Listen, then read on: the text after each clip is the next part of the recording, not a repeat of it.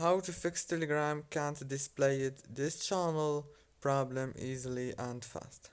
If you have this problem, this video is gonna help you a lot. So all what you have to do, guys, is open the settings on your phone like this, go to the apps manager and then open the apps right here, and then right here on this page you will find many apps. Go to the Telegram app and then go to the notifications management. Make sure that all notifications are enabled right here. Go back, click on the power usage details, go to the app launch, click on it.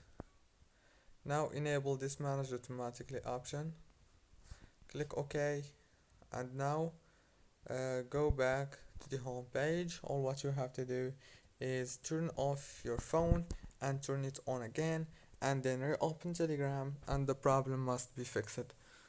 Don't forget to like and subscribe, and thank you very much for watching.